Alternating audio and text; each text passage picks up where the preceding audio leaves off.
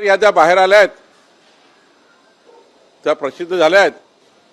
विधानसभेच्या निवडणुकीमध्ये आपल्याला जो संभ्रम तयार झाला होता किंवा आपल्या मनात जाणूनबुजून संभ्रम तयार केला होता आणि निवडणूक हरल्याचं चित्र तयार न करता आपण हे महाविकास आघाडीचे लोक हे खोटं मतदान झालं, मतं चोरली वगैरे सांगतात आहे। आता याद्या लागल्या ना, संजय राऊतांनी 4 वार्डात जावं, त्यांच्या नेत्यांनी 4-4 वार्डात फिरून आता याद्या बघून घ्या, बरोबर आहे की नाही आहे।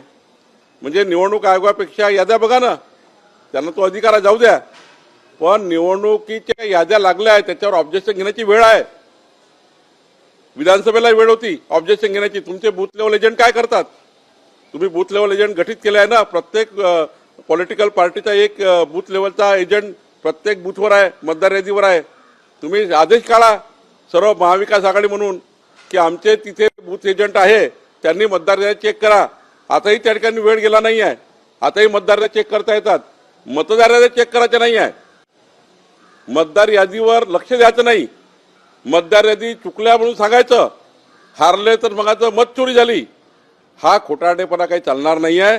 हे खोटारडेपणा नरेटिव्ह तयार करण्याचा एक प्रश्न एक या ठिकाणी वातावरण तयार केलं आहे आणि मला वाटतं हे निवडणुकीकडे जातील, पुन्हा फोटोग्राफी करतील। खरं काय आहे, मतदार यादीवर लक्ष देणं का देत नाही?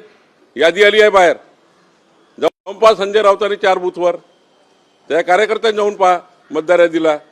मतदार यादी ही तपासली पाहिजे आणि चुकीच्या पद्धतीचे आरोप हे करू नये। आम्ही इमानदारीने 51% मतं घेऊन या सत्तेमध्ये आलेलो आहोत आणि पुढच्याही काळात महायुती किती काही करा, तुम्ही किती निगेटिव्ह पसरवा, किती त्या ठिकाणी खोटारडेपणा करा, महायुती 51% मतं घेऊन स्थानिक स्वराज्य संस्था जिंकेल।